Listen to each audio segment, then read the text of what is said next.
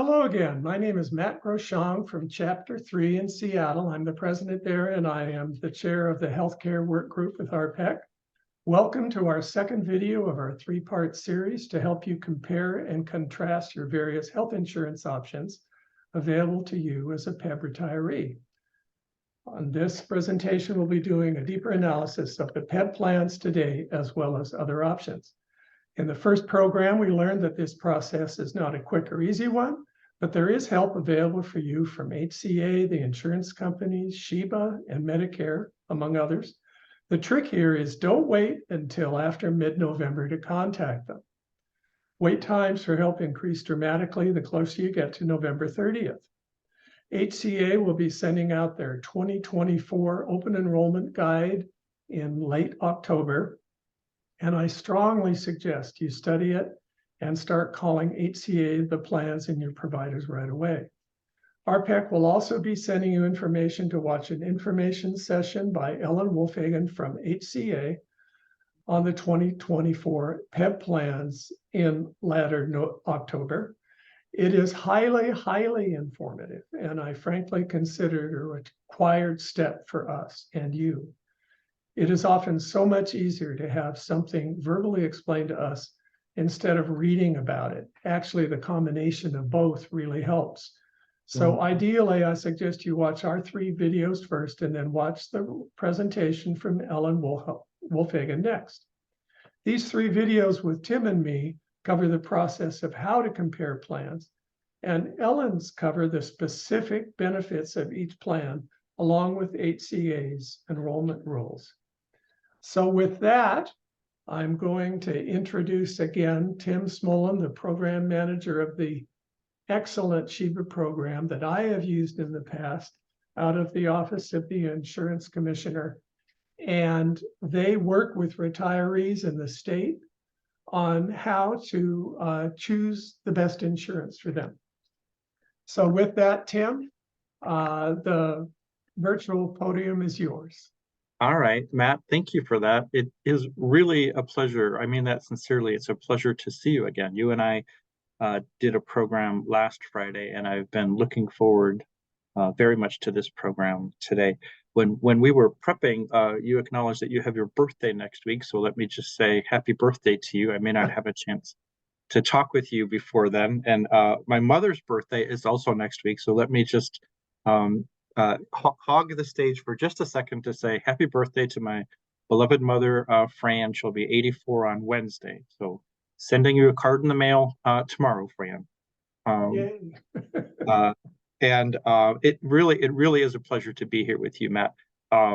As you said, this is a collaboration between our program and yours over at the Retired Public Employees Council. So sincerely grateful to Lori for her leadership at the RPEC. And just to say on the record, we had a lot of help from the WEAR folks as well, especially Leanne Prelip, who did some survey of their membership about things that are kind of top of mind concerns or maybe leading to some confusion for them. And I will also second your endorsement for Ellen Wolfhagen over at the HCA and HCA staff in general. Just do an excellent job.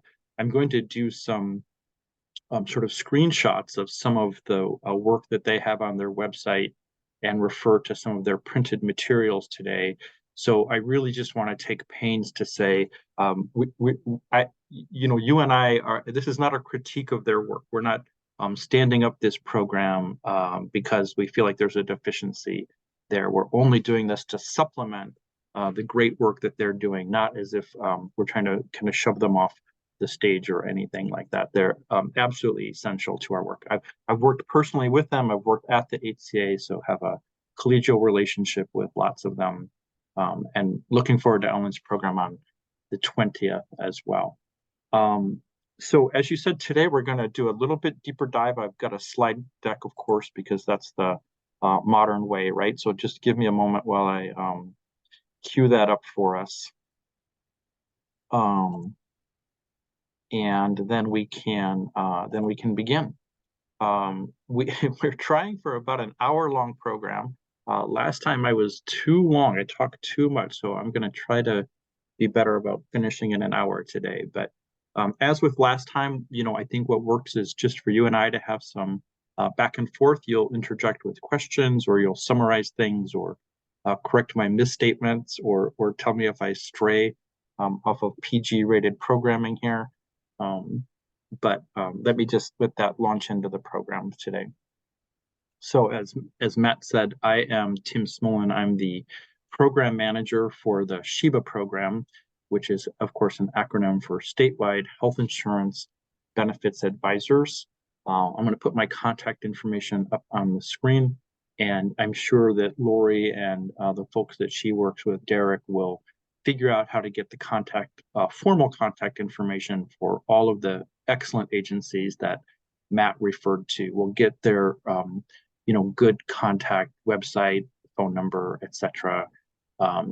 For the Insurance Commissioner's Office, the Healthcare Authority, CMS, which is the Medicare agency, Social Security, which handles enrollment decisions and other eligibility concerns, as well as, and in this program in particular, we're going to talk about the essential role that the contracted health plans have with HCA. So we'll make sure that we have the right appropriate contact information for them.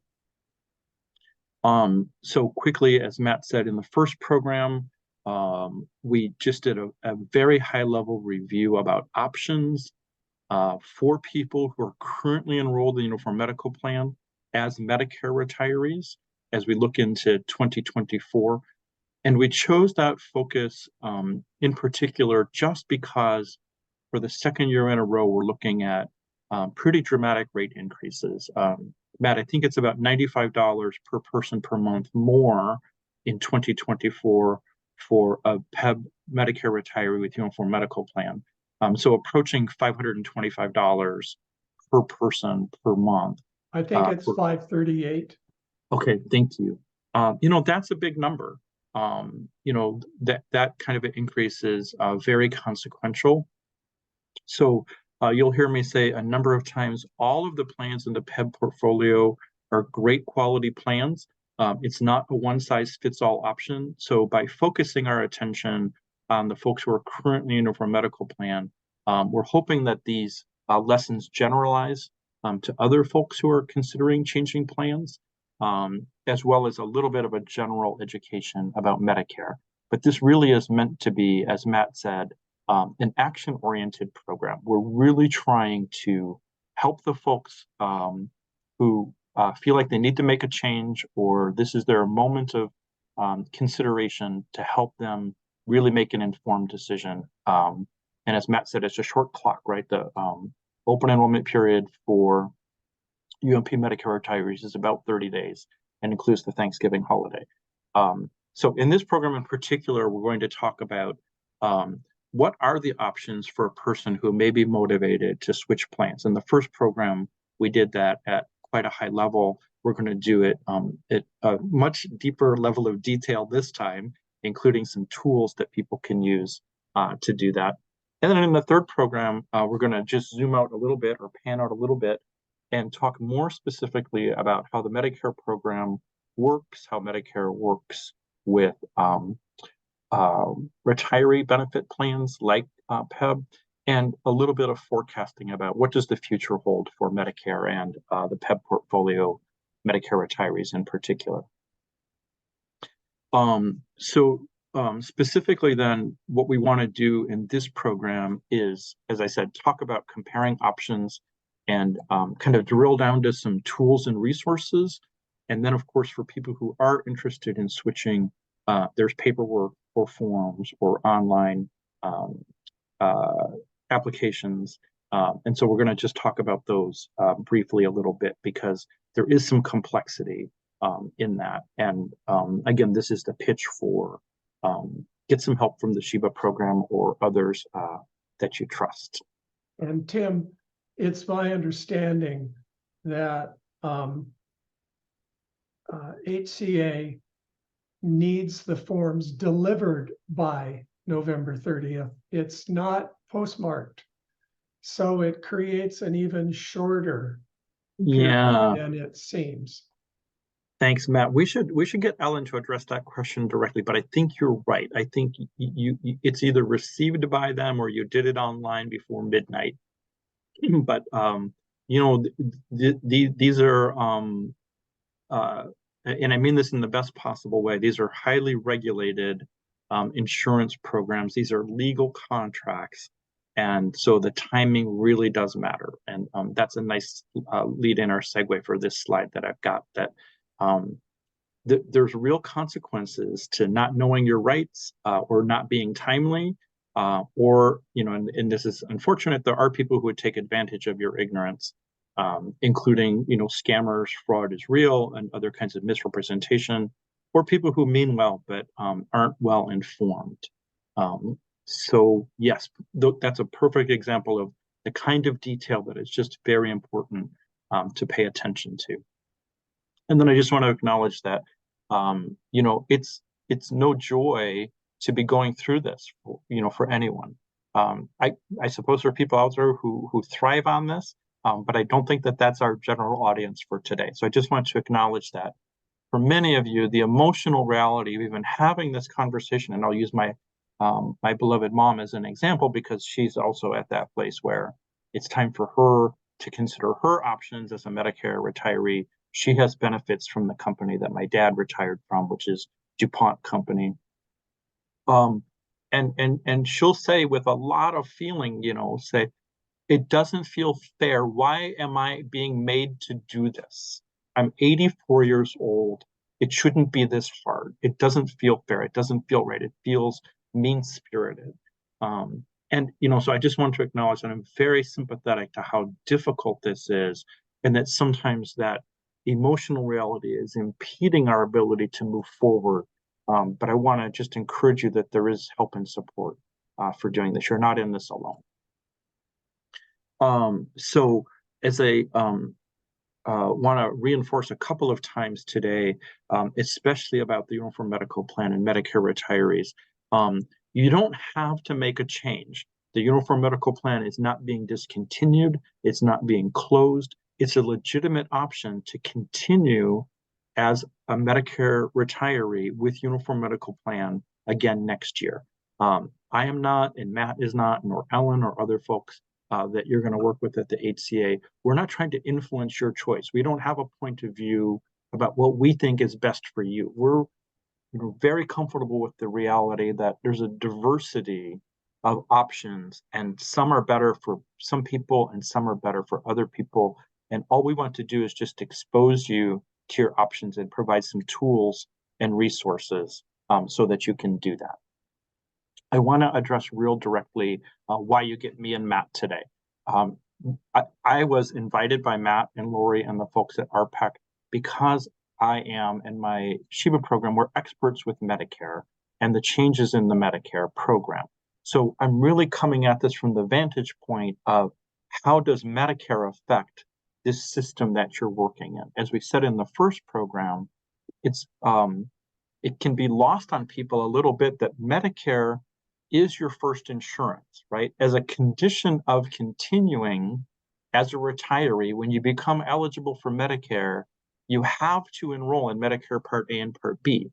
So the Medicare program is really a big driver of how your benefits as a retiree show up. And that's where our expertise is at. And we do need you to use, and we rely upon the expertise of the plans and CMS and HCA in particular. So again, I'm repeating myself, but this is not instead of, this is in addition to those resources. But we just feel like as experts with Medicare, we have some unique perspective to be brought to bear to these conversations. A quick reminder then about the SHIBA program.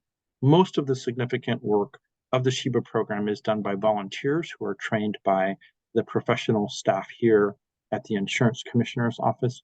I work for the Insurance Commissioner, Mike Kreidler.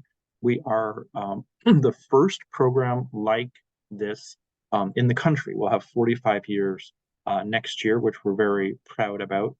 Programs like ours in general, the Medicare agency refers to as Senior Health Insurance Assistance Programs, or SHIP programs.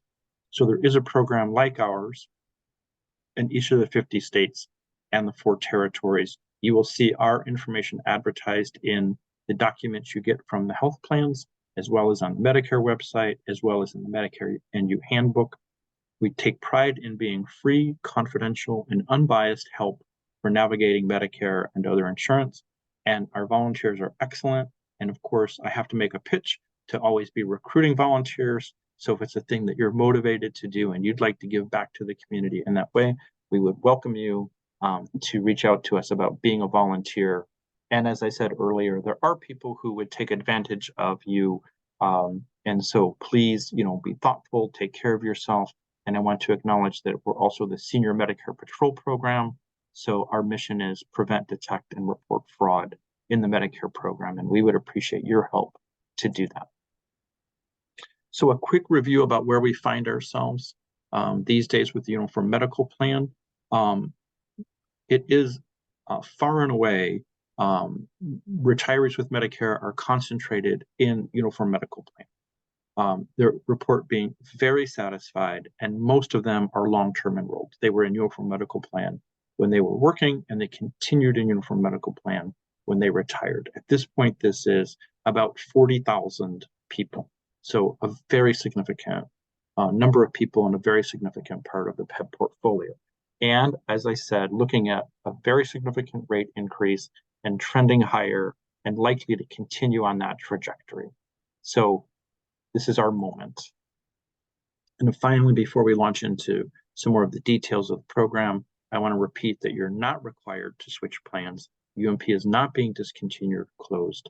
One of the principal advantages of being enrolled in a group plan is that you can switch plans again next year. So if, for example, you decided that you wanted to change from Uniform Medical Plan and go to Kaiser, or go to Premera Plan G, or go to one of the United Healthcare plans, and it wasn't a great experience for you, you could go back to Uniform Medical Plan for January 2025. And as I said, there's lots of expert professional help available from several sources for you. So here is my kind of credo for today about expectations. I believe that you know what's best for you. I believe that you have sound judgment. I can't and I won't, and I'm speaking for Matt, tell you what to do or what I think is best for you. I am not, and RPEC is not selling any products or services. And we're here to support you and our colleagues at HCA and the health plans, not instead of or in lieu of them. And we certainly recommend that you reach out to people that you know and trust. Consult widely before you make this decision. And I would add that the reason we asked Tim and SHIBA to do this presentation is that Tim and SHIBA are impartial. They are not the HCA who's in charge of the plans, and they are not the insurance companies who by their own nature are going to be presenting their information in the best possible light. And not that they're telling you anything incorrect. It's just that they're talking within their own self-interest. So Tim is impartial. So that's why he is with us. Yeah, thanks for that, Matt. So, having said that you don't have to make a choice and that you can choose again, I want to reinforce something Matt said in his opening remarks. The timing matters. This is a time-limited decision. So you need to take action in a timely way, or the opportunity for you for this year will have passed. I created this hand drawing for Matt and I to kind of banter back and forth a little bit. And the metaphor is as if you're the green colored car and you want to pull out into traffic to make a right-hand turn, and you're turning in front of oncoming traffic. And it's human nature, and it's how our reflexes work, to make sure that it's safe to enter into the traffic. And so we scan and we look at the blue colored car and we say, do I have time to safely merge into the lane? And the reality of that is that it takes us a minute, not necessarily a minute, but it takes a moment or a few seconds for us to decide whether it's safe or not. And sometimes the time that passes while we're assessing means that the car is now too close. In other words, if we had merged immediately, it was safe to do so. but because we needed a little bit of time to make the assessment. When we conclude our assessment, it's no longer safe, and now we have to wait and make the similar assessment for the next car that comes online. And so the good news is we made a safe choice. The maybe less good news is we might have missed an opportunity. So Matt and I are approaching this with just a little bit of urgency, that we want to get all of these programs out in front of you in time that you can have as much time as possible to make a fully informed decision. So what are your options in general? And again, I'm starting from the highest level. So you can certainly continue in the Uniform Medical Plan. You could choose another plan inside the PEBB portfolio of plans, or it's a legitimate option to exit the PEBB portfolio and give up your group-sponsored coverage. Each of those has merits. Each of those, there's a pros and cons that attaches to each of them, but they're all legitimate options that we would urge you to consider. So let me just highlight a couple of concepts that we're going to cover in the program today that relate to you making that decision. The first one is that the plans that are available to you in the HCA PEBB portfolio are different than plans that are sold in the individual market. This is a recurring conversation with my mother. She's going to say, I have a friend that I do water aerobics with, and she has a plan that, and then she's going to tell me the details about the plan. And I'm going to say, that sounds like a great plan. It is not the same as your plan, but it's an option for you to leave your group plan and go to that one. But just be aware that we're talking kind of apples and pineapples here, right? They're not the same plan. And significantly, the way that they're different is, in general, group plans provide better coverage. You have less out-of-pocket expenses. You have better protection in the sense that there's less exposure to you for things that are likely to be expensive. And in general, they have a higher premium. But with regard to the HCA PEBB portfolio plans, specifically, there is what we refer to as the Medicare explicit subsidy. So in addition to the fact that these are generally better quality plans in terms of how much insurance protection, the premium for those plans is being subsidized substantially, on the order of 50% by the state. So I think there's a lot to recommend if you're considering changing plans, staying inside the PEBB portfolio. And as I did in the first program, I want to highlight that HCA, as with other group plans, has significant rules about access. So I'll just say at a high level, if you do leave the PEBB portfolio of plans, almost for sure you will not be allowed to come back again. So you'll be forfeiting your right, and the choice to exit the PEBB portfolio potentially has consequences for other benefits that you have through PEBB, like dental, and for dependence on your coverage. So we just want you to exercise some caution about the choice to exit the PEBB portfolio. And quickly, the coverage of the subsidy that we get through our insurance coverage with PEBB, it's about 50% for the Primera Plan G. But now that UMP's premium has climbed so high, it's not even close to 50% anymore. It's about a third or a quarter of it now, but it's still significant. Yeah, thank you for that, Matt. I mean, I think that you said a lot of really smart things there, and I think that's a great kind of preview of what we want to talk about more explicitly in the third program is how does PEBB make the rates for the PEBB portfolio of plans?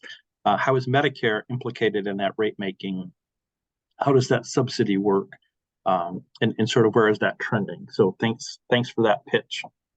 So as with when you retired, you had the choice whether to continue with your group or exit to the individual market. That's still a legitimate choice, and we just want you to be sort of eyes wide open about the consequences of that. And we can show you some tools that can help with making that decision. So again, just to highlight that this can be confusing, and Matt and I are going to talk about this some more when we talk about comparing provider networks or comparing pharmacy networks. The Primera Blue Cross plan like other Medicare supplement plans, is available in groups and in the individual market. So if you simply call your doctor's office and say, I have United Healthcare, you haven't really told them whether you have group retiree insurance like PEBB, or if you're enrolled in United Healthcare in the individual market. The same with Kaiser. So this distinction is important, and I appreciate that this naming convention can be somewhat confounding. Here's another hand-drawn picture for you that I like, which is about what is your perspective or point of view here, right? This is the classic, is the glass half empty or half full? And some of my friends who are physicists are going to say it's completely full. It's half full of air and half full of water. And then some of my Irish friends are going to say it's not a glass at all, it's a vase. And so just entertaining the idea that lots of us are going to view this proposition about going forward in different ways, and that's okay. But for purposes of putting this program together, Matt and I and Lori and Leanne had to anticipate the things that were going to be top of mind concerns for you. And this is what we came up with.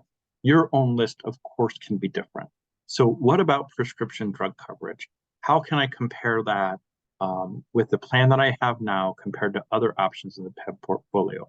How about the services of primary care and specialty care providers? And then how about other medically needed care that's not covered by Medicare? And you will see in the plan comparison that the HCA put together, they'll use this expression therapies. So they mean things like acupuncture, massage therapy, chiropractic, naturopathy, Glasses, as well as things like aids, hearing exams and hearing aids and vision exam and eyeglasses, right?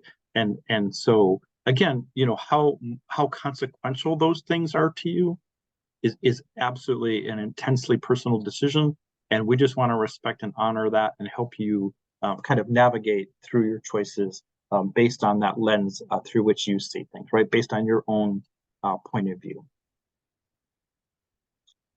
If you look at the HCA website, these are some of the things that they highlight as differences to consider between the plans. I think this is a really legitimate way to do it. Just to help bring some focus to our program, I'm going to foreshorten this quite a bit and focus on just a few things that I think are the very most important. And again, a reminder that when we're talking about your options inside the PEBB portfolio, as a Medicare retiree, you retain your Medicare Part A and Medicare Part B insurance. So we're talking about insurance above and beyond that level of insurance. So this is probably the most important point, Matt, that we have to, you and I make today, because it really drives all of the work we have about comparing plans and the tools that are available from comparing plans. And we did talk about this briefly in the first program, but I want to just come back to this reality that with the advent of Medicare Part C or Medicare Advantage plans, in the beginning of time, they were called Medicare Plus Choice plans. All retirees with Medicare, whether they're in the PEBB portfolio or outside the PEBB portfolio, have a choice about how they would like to receive their Medicare benefits and how those choices relate to other insurance they might have, including insurance through their job. So in the left-hand panel with the sort of salmon-colored arrow, I'm going to refer to that as original Medicare. You'll also hear this referred to as fee-for-service Medicare or traditional Medicare.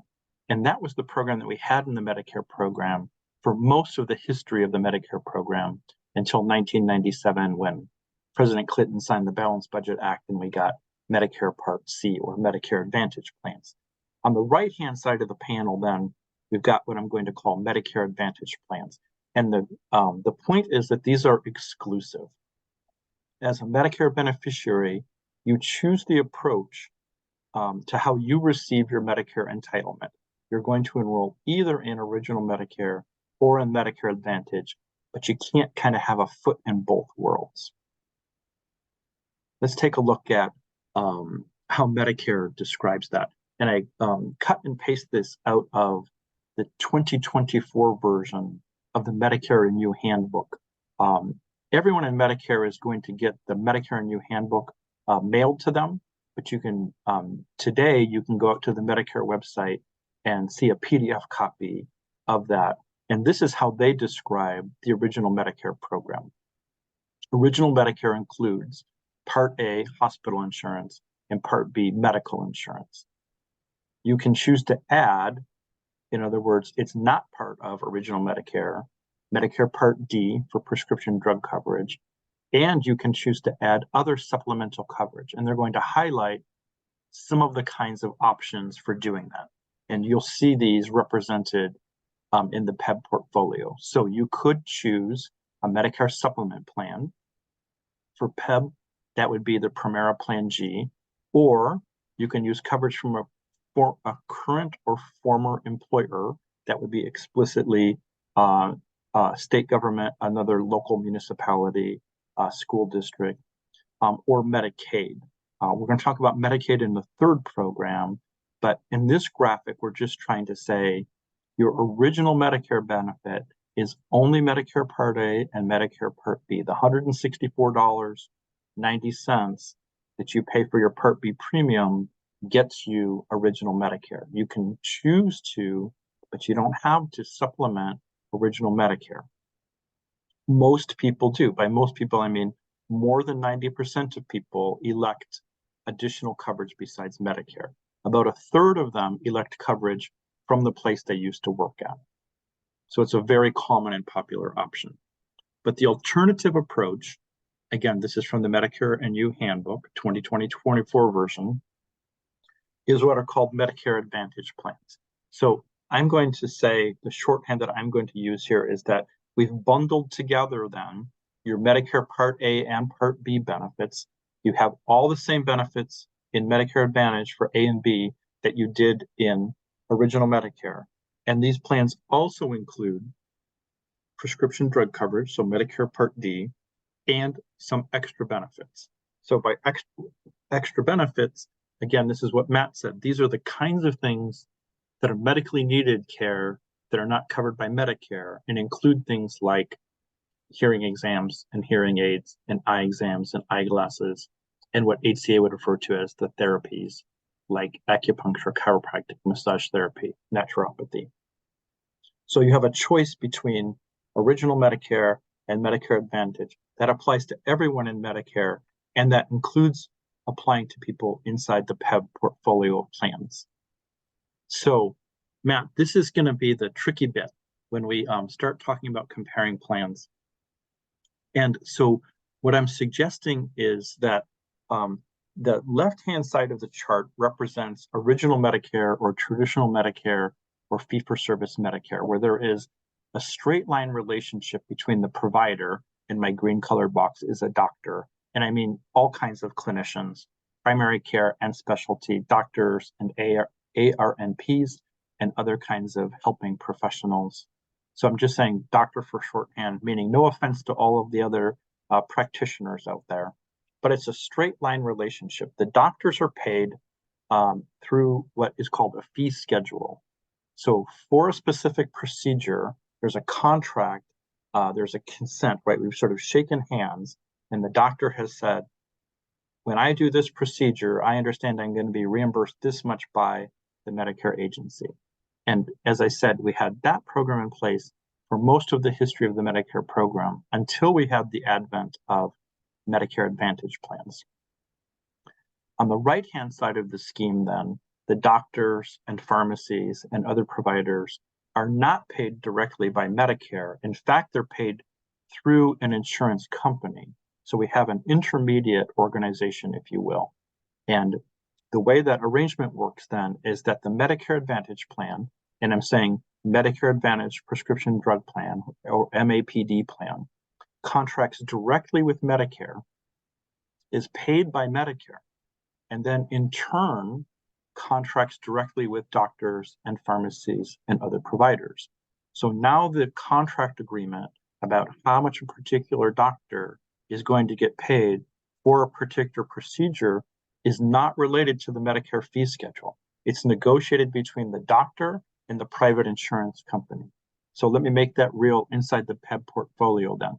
On the left-hand side of the page, when we're talking about the original Medicare program, using Uniform Medical Plan as an example, doctor's offices contract direct with Medicare to be paid for Medicare Part A and Part B covered services according to that Medicare fee schedule. And then HCA PEBB is going to come behind, Uniform Medical Plan is going to come behind and pay the part of the bill that Medicare didn't pay for Medicare covered services. It's also how the Premera Plan G works and how Kaiser Coordination of Benefits plans work. On the right-hand side of the page, and now we're talking about United Healthcare, the two plans, the PEBB Complete and the PEBB Balance Plan, or the Kaiser Medicare Advantage plans. In that case, the providers are paid directly by the insurance company. So when we talk about a network of providers or a network of pharmacies, those doctors or pharmacies are paid by United Healthcare. They're paid by Kaiser. And that rate that they're paid is negotiated with United Healthcare or Kaiser. And that distinction is very important when it comes to comparing the plans and the tools that are available for comparing the plans as we talk about how can we compare the pharmacy benefit or how can we compare the provider network. Let me stop there, Matt, and ask if you have any questions or if you have anything to add that can help make more clear what I just said there. Yeah, I think so. What we have here on the left-hand side with the doctor is there's a clear-cut path to CMS. And so that's why with the Premera Plan G that PEBB offers, that HCA offers, there really is no out-of-network, because as long as that green doctor's office bills Medicare, then you can go to that doctor without any problem. The doctor or the lab, whatever, they do whatever they do, and they put a code in the computer and Medicare pays them. So you don't have to worry about out of network, okay? So on the Medicare Advantage side of it, and here we're looking at the Kaiser. Well, Kaiser has its own network. You know, they just have a more geographically smaller number of doctors. So we won't be providers. So we won't be talking about that. There's some counties in Washington you can't get Kaiser, for example. But let's look at the plans, the United Healthcare plans, PEBB Complete and PEBB Balance. They're the right-hand side. Well, let me try to do this, Tim. Let's take PEBB Complete, for example. PEBB Complete, when you look at the benefits, has a $0 copay for out-of-network providers, which is a very good benefit.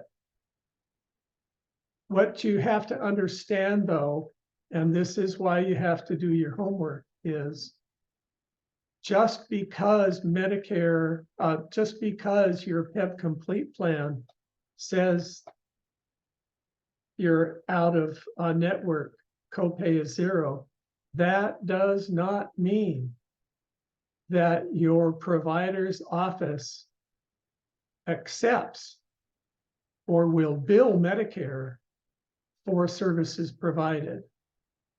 So that's why you have to call up the office and talk to the office manager or the billing department. Do not talk to the doctor or any other provider and say, does your, and Tim, you're going to correct me, you have to ask this provider who's quote unquote out of network. You can't find them in the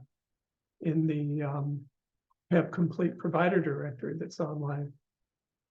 You'll say, I'm a Medicare retiree in the United Healthcare PEBB Complete group plan, And will you bill that plan? Do you accept it? Is that correct, Tim?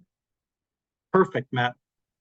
If they say yes, that provider can be completely out of network. And you can go to them and the copay is zero. But you have to check first before you use that $0 copay benefit. And that's something, see, as an end user, I'm still learning about that. Tim and I talked before this presentation, and I really didn't understand why that was true. You had to check until we talked, and here's this chart in front of us. So just call the plans and ask them that question. We'll keep repeating that question so you get it in your heads. Yes, and again, as in the first program, I'm going to spend a lot of time just repeating what Matt said because he's excellent, just excellent at this. So at this point, two things to reinforce. There really is great online tools, and you can't only rely on the provider directory online to be correct. Obviously wish that was the case. But Matt and I would absolutely encourage you, find it online and then make the phone call. And the second thing is, please don't just stop with the receptionist or when you're in the exam room with your provider, don't ask. Seek out the business manager, seek out the person who does the billing for the office, because they will know. And then, as Matt said, be explicit. It's not helpful to call up and say, I have United Healthcare. Is that good where you work? That's the same as saying, I have a Chevrolet. Is that a good car? Right? So United Healthcare sells products in the Medicare Advantage side of the world, and they sell products in the original Medicare side of the world, for instance, Medicare supplement plans. They sell lots of employer group plans to other outfits besides HCA PEBB. And so it's very important, and Matt scripted it beautifully. I'm a Medicare retiree, and my second insurance is with United Healthcare, PEBB Complete. Can I, talk to the business manager and make sure that if I consider switching from for medical plan, that I'm, my coverage is going to work there, and that the plan summary that I'm looking at is going to work out for me. So beautiful job, Matt. Well, and I would add that this is important for everybody to do, but particularly in rural areas. I hear all the time through my volunteer work with RPEC, with the healthcare work group, about people in rural areas who don't have access to providers. But it is possible that if you work with Premier Plan G, you call up and you say, do you bill Medicare? It doesn't matter if they're in network or out of network.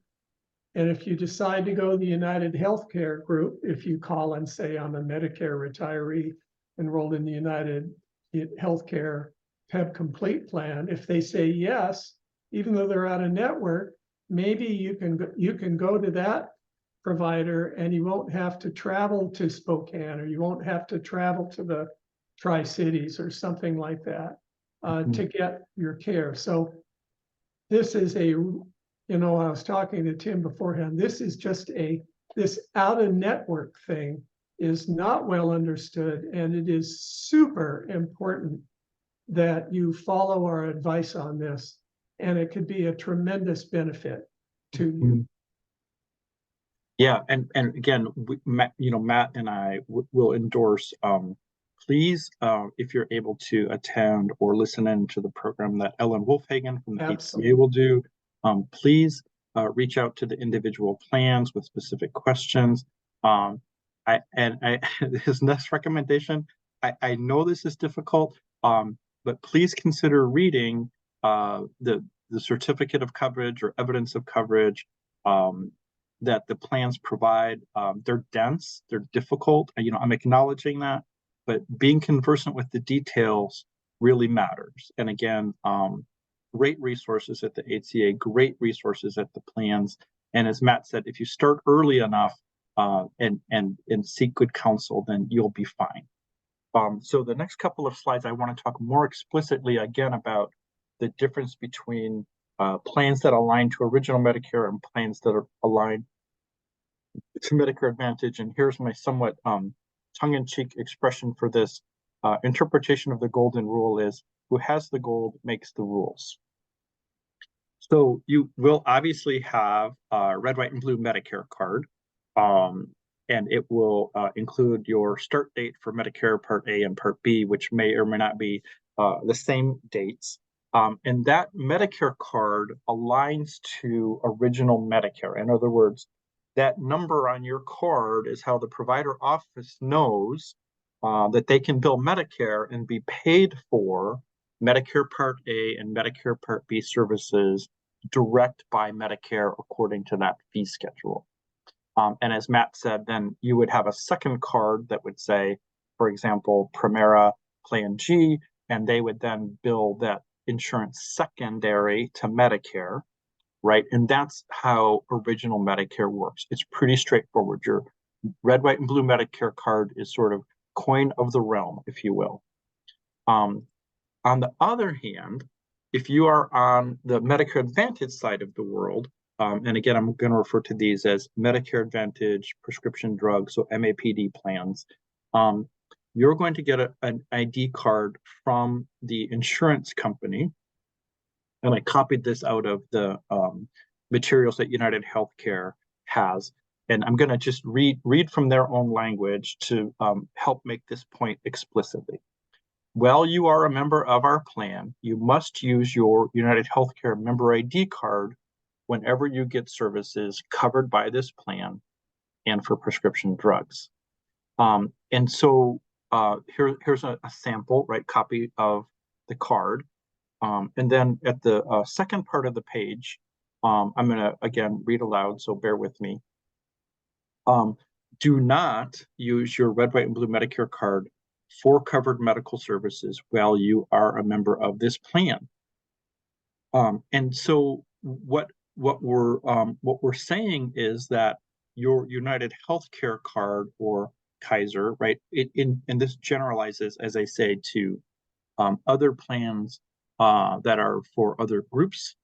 So, for instance, folks who are enrolled in the Federal Employees Health Benefits Plan, my mom who is retired from DuPont, but for the Medicare program in general, what it means to elect an MAPD plan is that this is how providers bill. This is how providers get paid.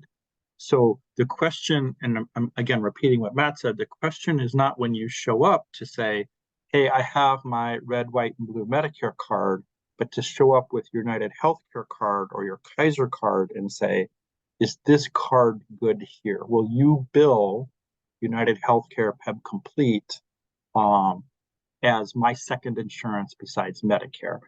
So that card is your entree, right? That card is coin of the realm when you're on the MAPD side of the world. It doesn't mean that you're getting any less benefits. You're getting exactly all of the Medicare Part A and Part B benefits to which you're entitled. What it does mean is that the provider is being paid by United Healthcare, and so that's why the important question for the provider office is, do you contract with United Healthcare? That would be a network provider. Or if you don't contract with United Healthcare, will you agree to bill them on my behalf? In other words, will you agree to be paid by United Healthcare? So again, I'm repeating what Matt said, but your red, white, and blue Medicare card works on the original Medicare side, and the plan card that you get from United Healthcare or Kaiser works on the MAPD side of the world. And this is not meant to scare you. We've talked a lot, but really what we're getting down to is you need to ask that question. when you go to a provider the first time, particularly if you decide to change plans, you just want to, and when you show up for the appointment, you want to ask the same question again, because you don't want to go in and get the service and then find out, an unpleasant answer. So, and have to pay for it yourself. So again, just present that question. We'll be repeating the mantra. I'm a Medicare retiree and I am on United Healthcare PEBB Complete. We're using that as an example. There are the other plans, of course, but will you bill this plan? And if they do, great. If they don't, you're either going to need to pay full price or you're going to need to go to a different provider. But if you do this research now to make sure that the providers you want are in a practice that will bill the particular plan you're interested in, then you're ready to go. And it's not complicated. We're going into detail because we want you to understand, but it comes down to that question when you call them. Yeah, and again, you will read this in the HCA materials. You will read this in the materials for United Healthcare. There is such a thing as a provider who is unwilling to bill United Healthcare, and that you can then be reimbursed by United Healthcare. So this is the case where it's a provider who is contracted with Medicare, but does not care to contract or does not care to be paid by United Healthcare. So it is complicated, but as Matt said, if you just represent to the billing office or whoever handles the billing on behalf of the provider office, if you represent, as he said, what your insurance is, then you'll be able to make a fully informed decision about potentially trading, this provider network for this one. And let me just say, and again, appreciating this is very difficult. There's no perfect solution, right? And things do change. And so I'm again appreciating that this is, stressful and challenging and aggravating. This next graphic is just meant to represent that we're just trying to find the right sort of combination that works for you, because it's again, the trade-offs are different for different people, right? But the kind of combination, right? This is going to be like a curry, right? You're mixing things together to get it to be just the way that you want it to be. So we're talking about coverage and cost and access and security, and striking that right balance is, your assignment that we're here to help you with. And so right now we're really focused on access and the access to provider network for doctors in particular. With that, then, let me just do a quick review, and again, repeating largely what Matt said. As a Medicare retiree, in the PEBB portfolio, your options are Kaiser Permanente, the Medicare Supplement Plan G, the Uniform Medical Plan, or United Healthcare. And I included this language in particular, which obviously I copied from their website, because it's a reminder about many of you have covered dependents on your coverage. And as Matt reminded me last time, I need to say that dependents can mean your spouse. It doesn't just mean younger people or children.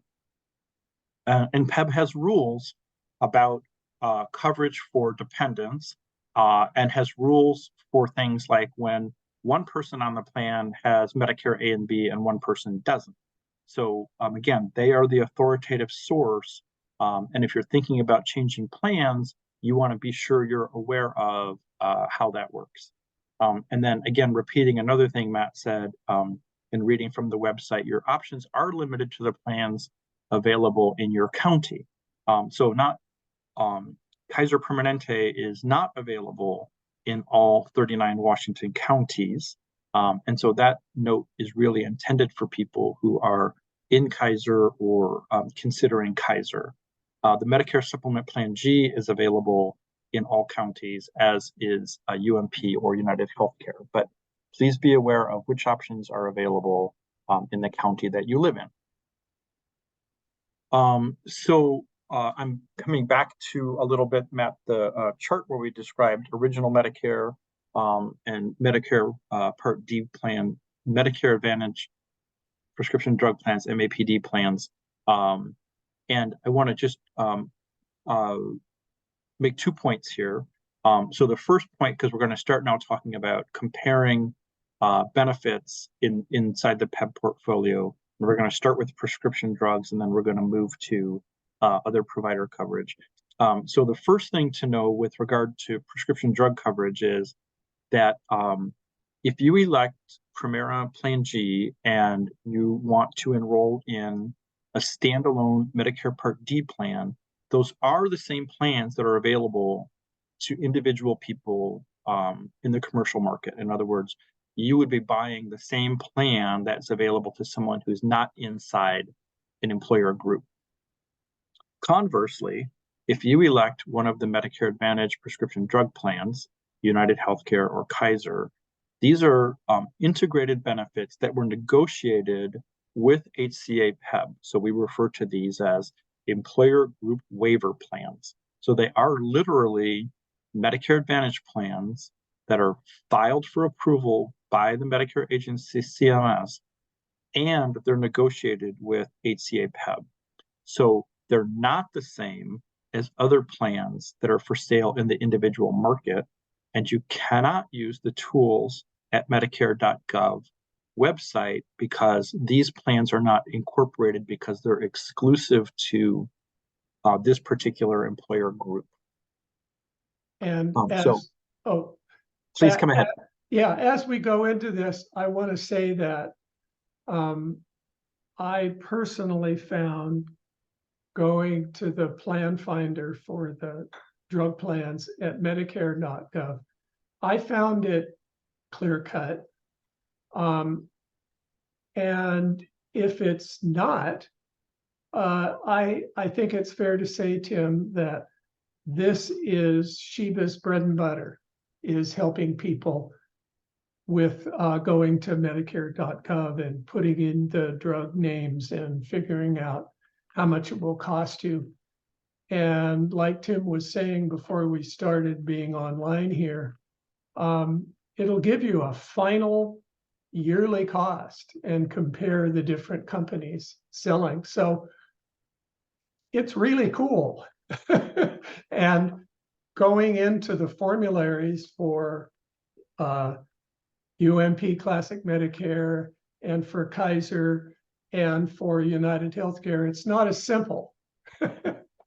Yes. So don't be put off by going to Medicare.gov and using the Plan Finder tool. Thanks for that, Matt. That's certainly our experience, and yes, we absolutely, that's a like you said, sort of bread and butter issue for our volunteer advisors is to help people either to sign up and create an account for themselves, or to use that particular tool, or just to maybe be a second set of eyes for a person who went through the tool and they got the summary results and they just want to make sure that they're fully understanding all the details. So that's that is kind of our niche there, and one of the ways that the advisors can support UMP Medicare retirees or HCA retirees in general. So again, just by way of trying to have people not miss something and do something unfortunate. So if you elect Medicare Supplement Plan G, you are not required to have prescription drug coverage. It's certainly advisable, and there are penalties for people who initially do not enroll into creditable drug coverage and then later do. But there are exceptions. There are legitimate cases where a person might not choose to enroll in a Medicare Part D plan. And typically that would be because they have creditable drug coverage through another source, like they're enrolled on their spouse's coverage, for example. But please be aware that for most people, if you elect Premera Medicare Supplement Plan G, you're most likely going to enroll in the standalone Medicare Part D plan. and using the Plan Finder tool is the best way to evaluate your choices, and you can enroll yourself right from that site. So I have a couple of slides then to just provide context. So I'm talking about comparing Premera Plan G to Uniform Medical Plan. We're talking about the fact that the Premera Plan G plan only provides Medicare cost sharing. It does not provide prescription drug coverage. It does not provide coverage for other medically needed care, so you'll have to be responsible for that your own self. And so for most people, they do elect a standalone Medicare Part D prescription drug plan. And as Matt said, the tool for doing that is this Plan Finder tool. And then again, a caution. I'm going to read aloud from my own slide. You cannot enroll in a private market Medicare Part D plan and keep UMP, nor any of the MA plans. So these are, again, exclusive choices. These Medicare Part D plans that we're going to talk about here in a minute only work with Premera Medicare Supplement Plan G. So if you were to enroll yourself into one of these plans while you were enrolled in UMP, then you're going to get a note from UMP saying, be careful, we're going to disenroll you if you go forward. Or if you're enrolled in Kaiser and you go to the Plan Finder tool and you try this out and you find one you think you like and you want to sign yourself up, you would effectively be disenrolling yourself from your MAPD plan. So the only combination that works is Premera and a standalone Part D plan. Okay, I just feel better saying that out loud. And I want to add that I think one reason why we're spending a lot of time on Premera Plan G is that it's different. It's not an integrated drug plus medical kind of plan. Yes. But there's a reason for going into this. There are tens of millions of Americans on Medicare who have something similar. They have a Plan G plan or a Plan F, and Premera is the one that offers the plan for HCA. The reason to go into this in more detail too, it's repeating what we said in program 1, is that for the Medicare covered expenses, going to the doctor, going to labs, going to it's a rock solid plan. I'm not saying that myself. Tim agreed. That's his business to look at traditional Medicare supplement plans. It's rock solid. It's like UMP Classic Medicare. It's rock solid. So we're presenting this because it is a legitimate, not trying to sell Premera Plan G to anybody, but it is a legitimate plan, especially for, as Tim was listing, the different categories of concerns people have.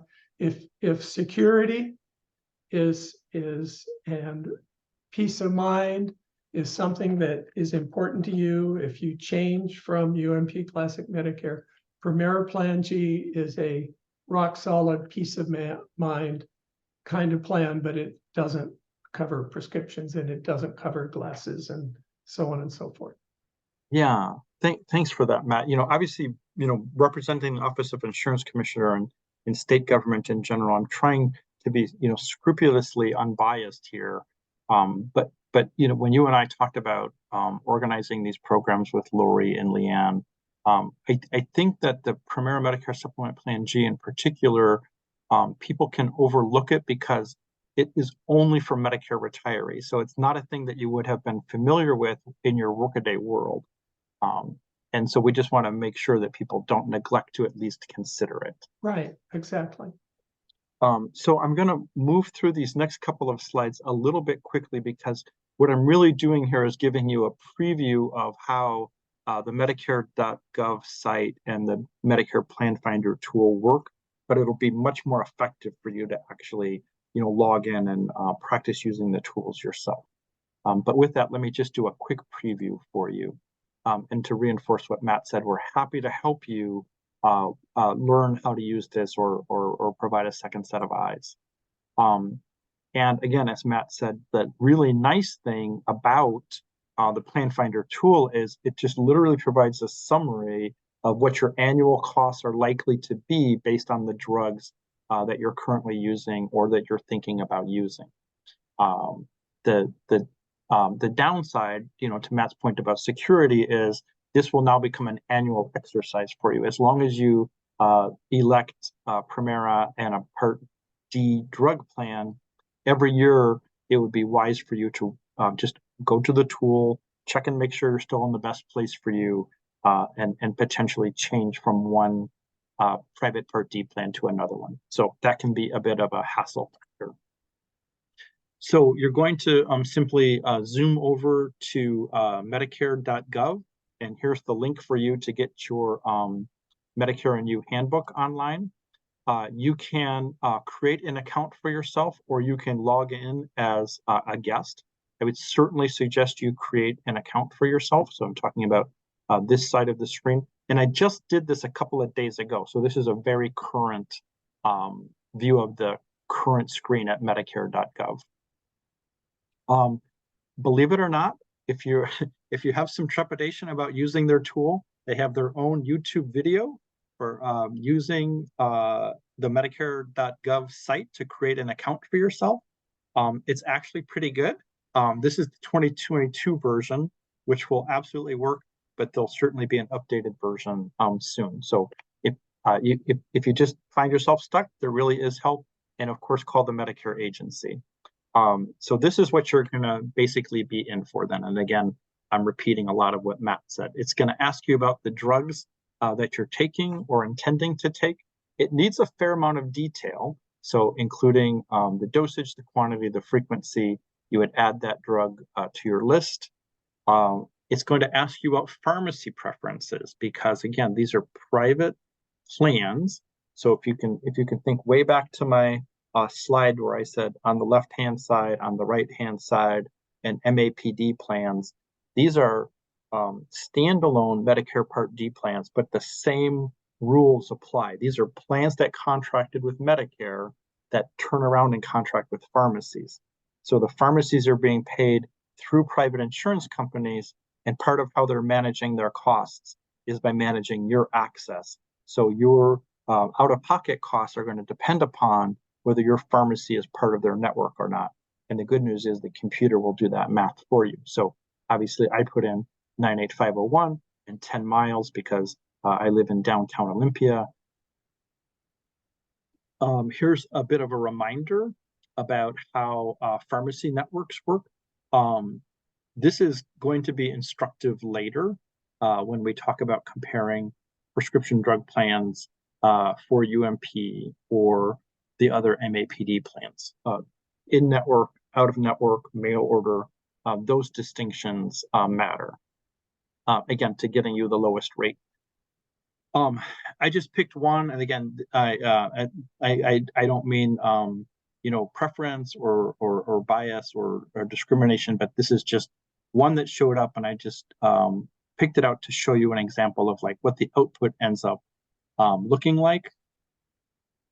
And I'm going to go ahead to the next slide, because you're going to see these kinds of links throughout that are going to describe for you limitations or other kinds of restrictions, because again, these are managed plans. And eventually what you're going to end up with is picking several of them that you're going to array in this fashion so that you can compare the benefits that are available and what your out-of-pocket expenses are going to be. And then finally, the plans have what are called star ratings, and you may be familiar with this.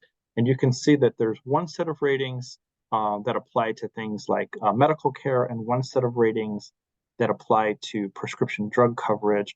And I'm really just using this today, Matt, as a placeholder, because when we do the third program and we talk about kind of how the funds flow, these star ratings affect the level of reimbursement that the MAPD plans or the standalone Part D plans earn from the Medicare agency. Let me just stop and see, are we okay? I'm a little bit late again,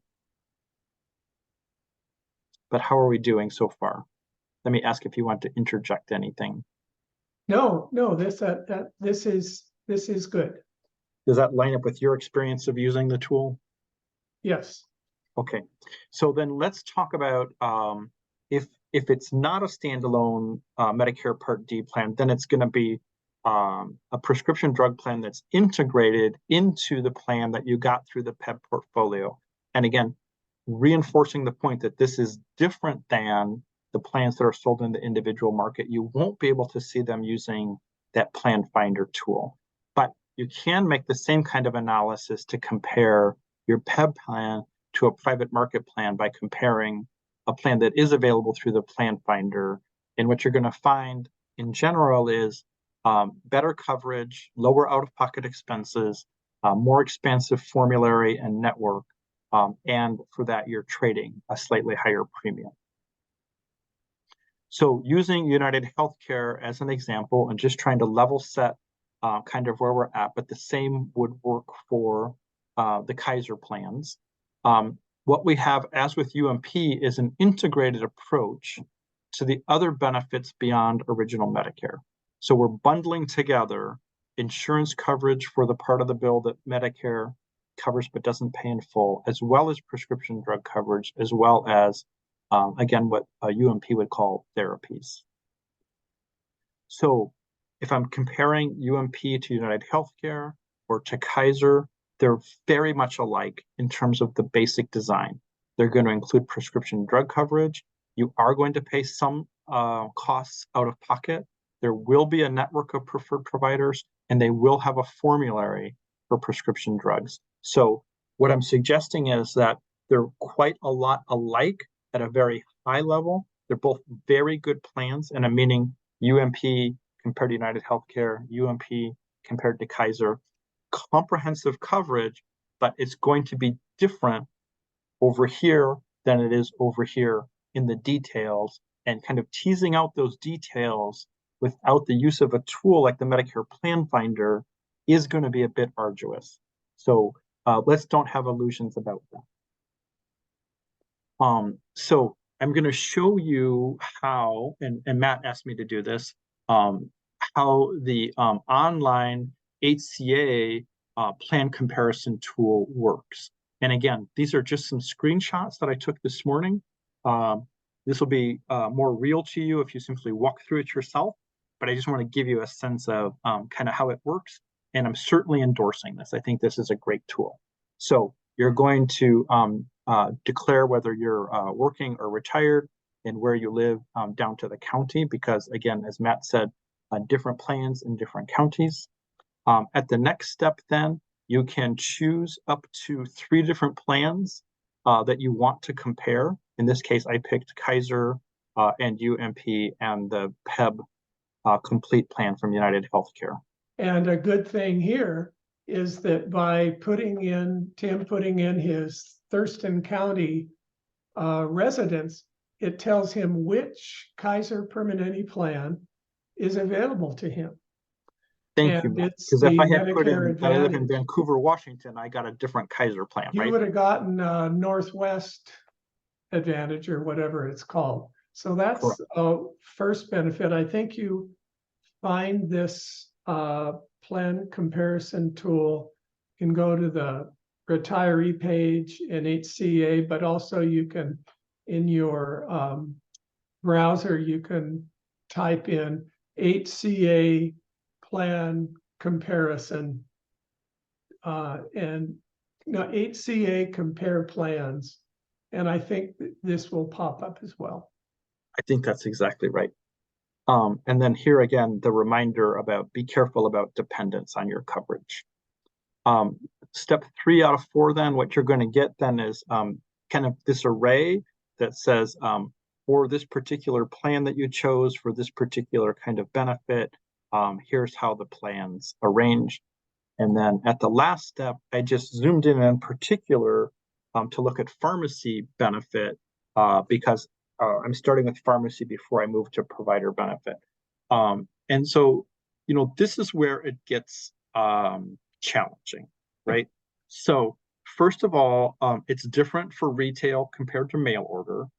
And then besides the fact that each plan has its own formulary, the amount that you pay out of your own pocket depends upon how the individual plan has arrayed those drugs inside the formulary into these tiers. And so you can see that different plans have kind of a different naming convention for the different tiers.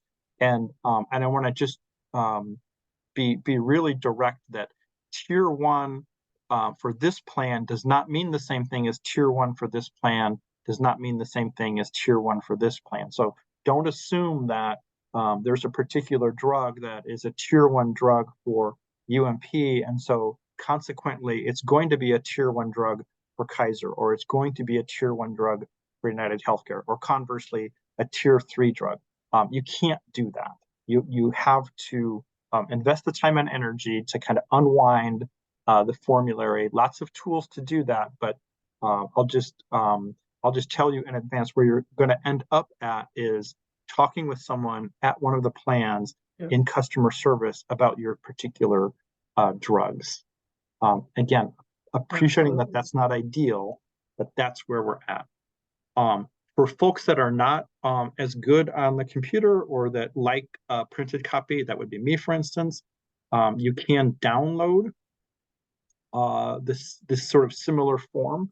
PEBB calls this their Medicare Benefits at a Glance form. And now I'm going to show you a couple of excerpts from that. And again, I think you're going to have a better experience if you actually have one in hand or on screen. But I just want to, again, reinforce a couple of things that Matt and I have talked about. And this is not meant to put you off. I think you can absolutely, as I said in my opening statement, I have confidence in you. I think you can do this, and we're here to help you. And don't wait till the last minute, right? So about prescription drug benefit in particular, under the prescription drug benefit, most copays and coinsurance do not apply until after you have paid your annual deductible, unless noted that the deductible is waived. So we're already in the deep end of the pool, right? Because some drugs apply to your deductible and some do not. Some have copays and coinsurance and some do not. And certainly the copays and coinsurance vary by the tiers, right? And whether you get it through the mail or whether you get it from a local pharmacy, and whether you use a preferred pharmacy or not a preferred pharmacy. So all I'm saying is that there's lots of details. The details matter, but these are all really good plans to provide comprehensive coverage. And all the group plans are better than any of the individual plans. And so I'm just encouraging you that it may be worth taking a look, right? Kick the tires a little bit. And when you call each plan, you could say, Tim, maybe what is my, sort of like when you're going to buy a car, you don't know what, you don't care what price they're saying, you want to know out the door price. So what's the yearly total cost? Ask them yearly total cost for these 3 drugs, either mail order or going to a pharmacy 30 days or 90 days, whatever. Just ask for the end number. I think that's confusing. I think that's exactly right, Matt. And as the SHIBA program, we don't have like an official tool, and I haven't seen an official tool. So I'm going to just share with you this morning kind of a back of the envelope tool, but you and other folks at RPEC and WEA will customize it and make it better. So again, zooming in on that printed version, how does UMP show up? How does Kaiser show up? How does United Healthcare show up? And they're alike and they're different, right? And so that's the complexity.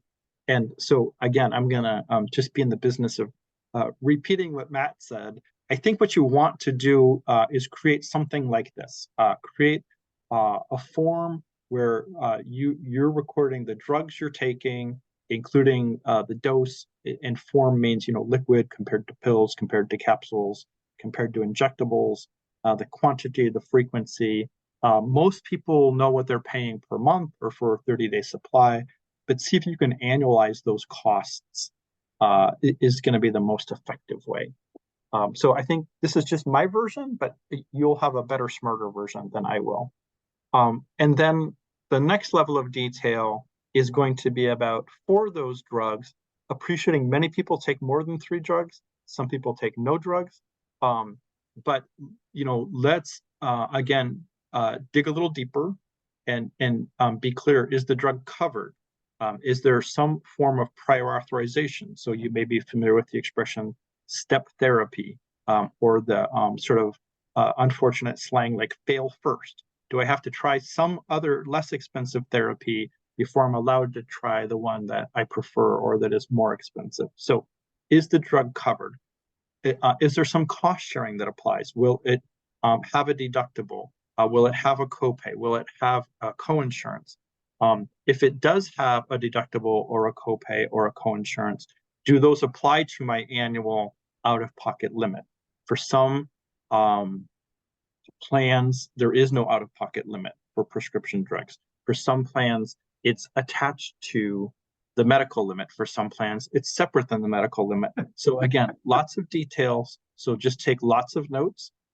In some formularies, quantities are limited, and obviously networks matter, right? So if you're in UMP, you're already familiar with the idea of a network pharmacy compared to a not network pharmacy, and provisions related to mail order, whether those are incentives or whether they're exclusive, right? In other words, some drugs can only be received through mail order, or you have a choice, but you're going to pay more if you use a retail pharmacy compared to a mail order outlet. So an arduous task, but I'm confident you can do it. And Matt and the SHIBA volunteers will be happy to help you. Just make sure that you've kind of like thought it through, so to speak. And obviously, reach out to the plans. This is their job. This is what they're paid to do, and they're good at it. And as Matt said, sometimes it can be difficult to get through, but keep pressing. Right, and I would say that the very most basic question, I mean, the previous slide covers every single base, and it's the best way. I'm trying to think of the most basic way that I, last year before I got immersed in this business, would be formularies have gotchas in them. And so if I called up, I'd say, okay, what's the final yearly cost for these two drugs? What are the gotchas? How much do I have to pay up front before I meet my deductible? How much am I going to pay each time I get this drug?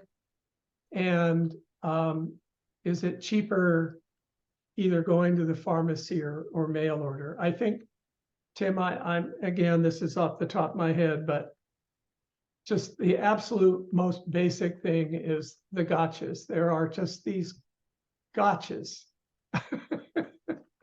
Yeah, and again, just zooming out a step, and we talked about this earlier in the program. In general, these are very comprehensive plans that provide very good coverage. So in most cases, it's not an unbounded liability. It's not as if using your pharmacy benefit is going to bankrupt you, because there are guardrails around it, right? Yeah. But do pay attention in particular to the Kaiser plans and the formulary and the out-of-pocket limit, because as you said, we're really talking about 3 different kinds of Kaiser plans. There's the coordination of benefit plan, the plan that's available sort of in the Southwest Washington area, and then the plans that are available through Central, Eastern, and the King County, Puget Sound area. So they are different plans, and they do show up different, including how they show up for the formulary and out-of-pocket expenses. So it just details, but they're worth paying attention to. Okay to flip, Matt, from pharmacy over to provider care. Okay, so similar kind of construct, and again, I'm repeating myself. Be really clear about how to do the search. Start with the directory, but don't stop there. Talk to the person in charge at the provider office. Be explicit about how you represent yourself, and be aware that changes happen, right? Doctors retire, new doctors come, practices change, alliances change, contracting arrangements change. So there is quite a bit of security and stability, but it's not 100%. So you have to just embrace that reality a little bit. As with prescription drugs, It's complex. I'm going to suggest that you make yourself a chart. I'll show you a sample one, but be aware that the rules do vary by the plan, including things like number of visits, whether those require prior authorization or other kind of referral. And if it's not clear to you, it's your perfect right to, when you talk to the health plan, make them show it to you, right? Be the person from Missouri and say, show me. So show me in the certificate of coverage where I can find that, or can you please send me a note that I can have a documentation of this conversation or this agreement so that I can rely on that later in case there's a dispute, right? So again, a bit arduous, but take the time to kind of really drill down to those details, ask lots of questions, and disclose as much as you feel comfortable about what your personal concerns are so that you get a responsive answer back again. And Ellen Wolfhagen's presentation is very, very helpful to teach yourself about the difference between the plans. They're all good plans, just like Tim says. And they all pay differently for different things and cover different things. And that's Ellen's job. She's been doing it for years, and she explains it well. She's excellent. So as I said earlier, sometimes you'll hear this referred to as an evidence of coverage or a certificate of coverage, but this is the legal plan document, right? So typically what you're going to get is sort of a summary of benefits or a representation of the benefits, but these are the details. This is, when it comes down to it, this is the legally binding document. So these are the details. So if you're really not sure, and if there's a thing that you care a lot about, so, if you're a person who cares a lot about chiropractic benefits and you want to be really sure you understand all the details, this is where you're going to go to. And I just, again, excerpted United Healthcare, but at the HCA website, you will find the similar documents for all of the plans in the portfolio. Again, bit of a, not easy reading, right? Not beach reading. But absolutely worthwhile, especially if there's particular things that you care a lot about. And you can also call the plan and ask them to mail you one. You can, thanks for that, Matt. Right, absolutely. You can ask them to send it to you ahead of time. And why, I'll just, by way of trying to make my point a little bit, I don't feel defensive about this, but this is an example of some sample language that I excerpted from one evidence of coverage that describes what your hearing aid benefit is with this plan. So we provide a $1,400 allowance per year that you can use to pay for one hearing aid per year every 60 months. That's the first thing. And then it goes on to qualify that it has to be prescribed. They pick the provider. It's limited to certain types and models. And then it goes on to say, in addition to that, these things are not covered. So, right, so I guess, Matt, the point is, like, if this is a thing you care about a lot, right, for instance, you're thinking about buying some and you want your insurance to help you with it, it's worth pressing a little bit and not just stopping at, yes, hearing aids are a covered benefit. Well, to use your expression, okay, what's the gotcha? I get it's a covered benefit. Now tell me all the details. And the enrollment guide from PEBB that comes out in late October, they don't go into this detail. So you go to the evidence of coverage or the certificate of coverage and look at the things that matter most to you, and you look for the gotchas, because this is a good gotcha example, Tim. And not meaning to call anybody out, Matt, but no, but I mean, the documents are replete with this kind of thing, right? Because it has to. Yeah, they do. Yeah. But don't just stop at they all cover hearing aids. Well, okay. Lori and I both had breakfast, but I wonder if mine was more satisfying than hers. And as a matter of fact, just as a positive on this, the PEBB plan I have covers massage, and the plan only paid a portion of this massage by a certified massage therapist. And I appealed and I said, what you did in only paying partially is not described in your certificate of coverage. And they paid the full amount, and they have been ever since. So it's actually helpful to get that certificate of coverage. I prefer it in booklet form to really be able to advocate for ourselves best with the company. Thank you. That's a great real life example. And you don't really hope it comes down to disputes, but it does, and you have to be your own advocate. And so it's nice for you to, forewarned is forearmed, right? You can substantiate your own case. So good for you. So again, just again, sort of a back of the envelope kind of chart that I made.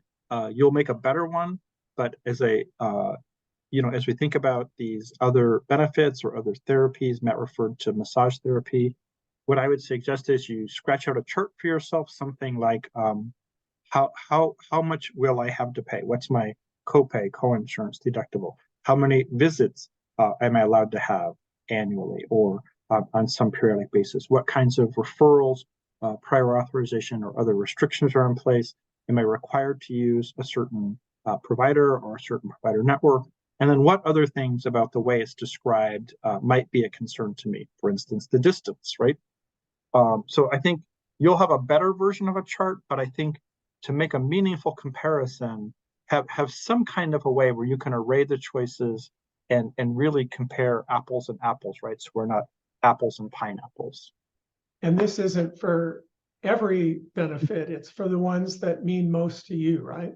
Absolutely. Sure. Absolutely, Matt. Yes. Because again, these are very comprehensive plans. And so, you can afford to let go of some of the details just to have an expedited review. And I'm just about at the end of the presentation. Thank you for bearing with me again. I'm pushing on 90 minutes instead of the hour. So maybe our third program is going to be 90 minutes, not an hour at the rate I'm going.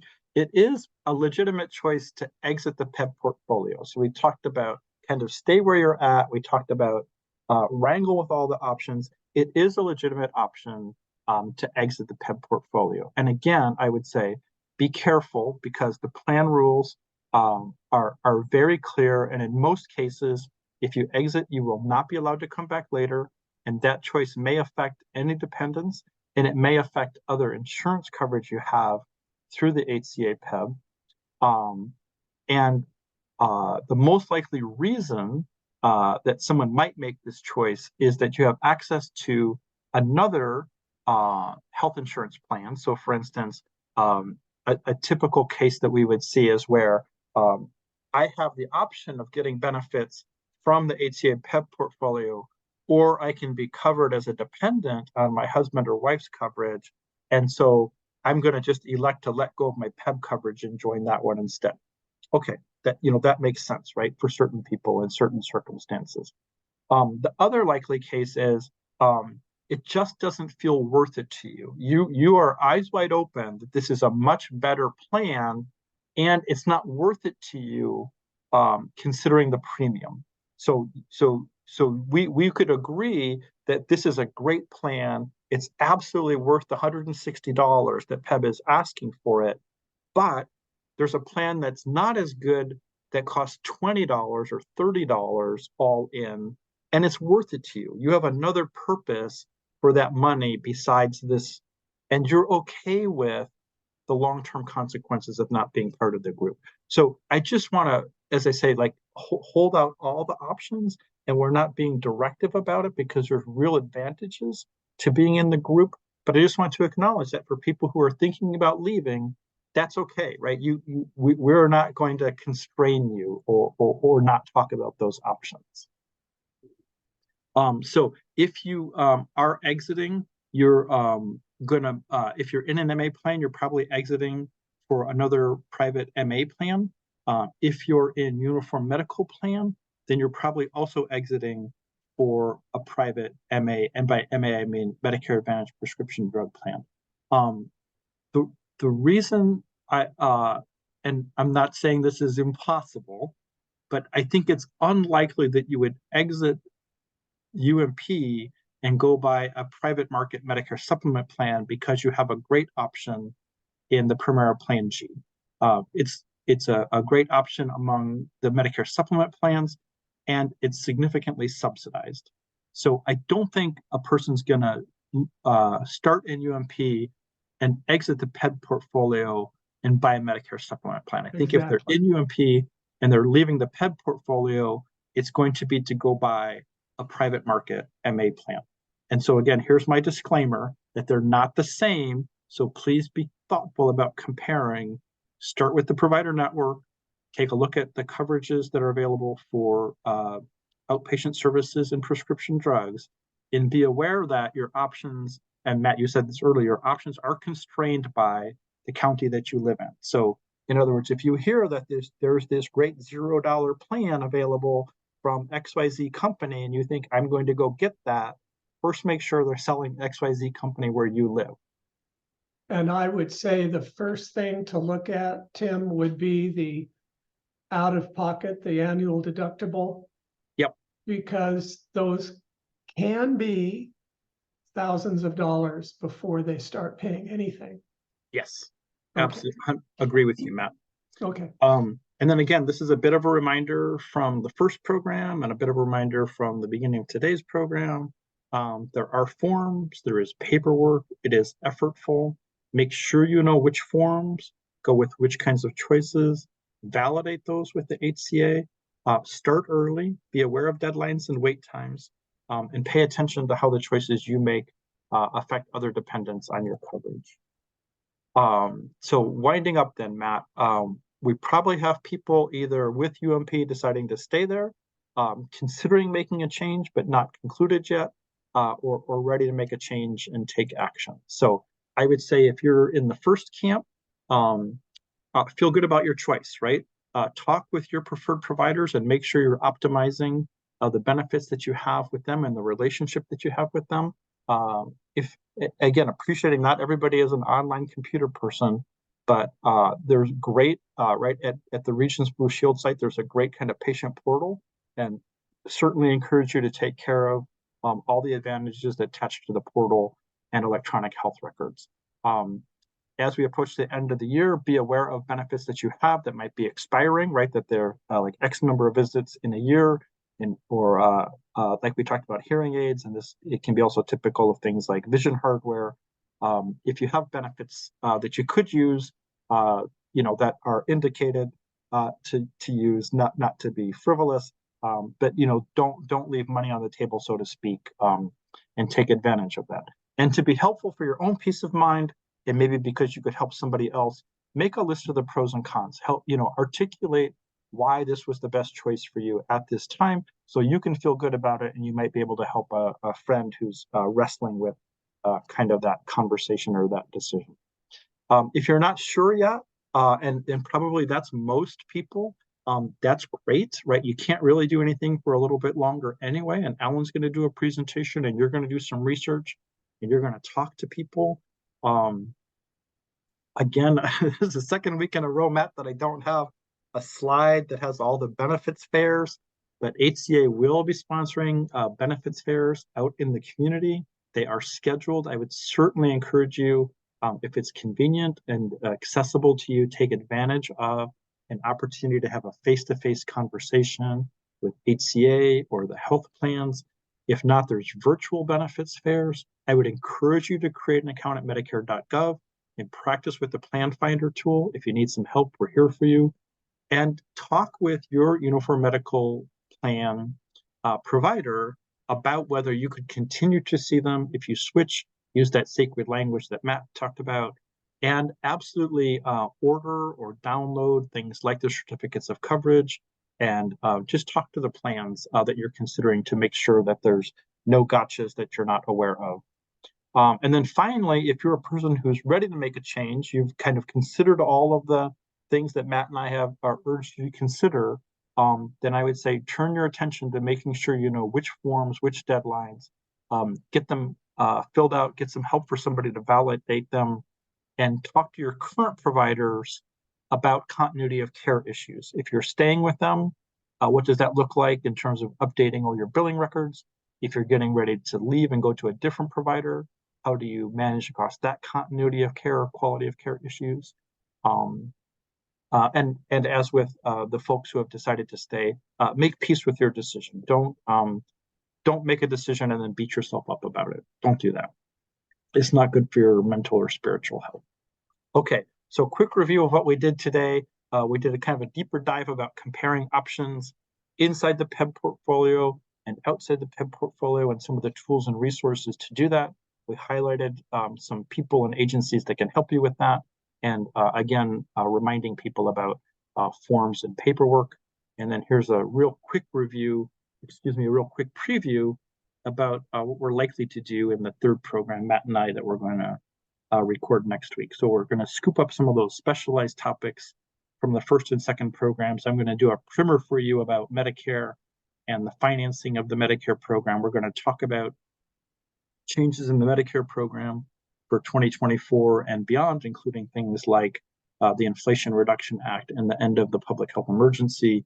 We're going to do kind of a, this is going to get a little wonky. So if you're a person who likes wonky things, this is your program. If you're a person who doesn't really like wonky things, then you got to just kind of bear with us here. But we're going to talk about really how are the rates made for subscribers in the HCA PEBB portfolio, and how does that relate to the relative value of those plans or the richness of the benefits?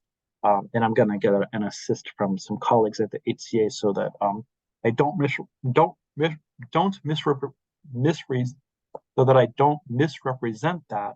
But I think that that's going to be an important program for those of you who are wrestling with the question, why HCA PEBB Uniform Medical Plan rate increases and why this growing disparity between the rates. Yep. And then Matt, you asked me to talk about dental and other post-employment benefits. So we'll take a quick look at that. What do you have for us, Matt, as we wrap up here? I'm going to just remind people about resources that they have through the HCA and what they're good for, CMS and what they're good for, and a pitch for the 1-800 Medicare line, the health plans, and then of course the SHIBA program. First, let me say thanks, and let me ask Matt, what do you want to do with the minute or two we have left? Well, Tim, I want to say thank you again. Let's state the obvious. This is a lot of information, but what Tim and I are representing is that this is not made easy for you because of the way the American healthcare system is structured, and in particular Medicare and Medicare Advantage and the rules, and there are private insurance companies involved. It's not just the government. So I want to say I did it. I was right where you are last year. And prior to the open enrollment, my knowledge level was much lower. I looked at the open enrollment guide from HCA and I went, whoa, I got to slow down here.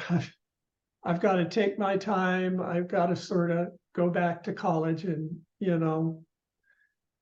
high school, and just view it as I'm going to study this and then I'm going to ask questions and try to figure this out. And that's what this whole presentation of these 3 videos is about. Again, take what you like, leave the rest.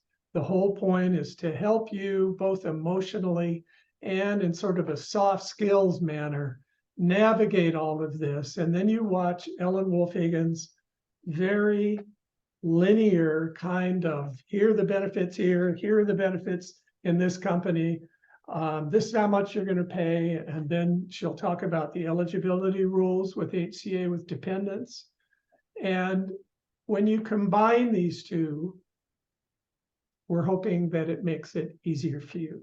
So with that, we'll stop. Thanks again to Tim, and we will see you all at the next video. Great to see you, Matt. Thank you. You as well. Bye. Bye.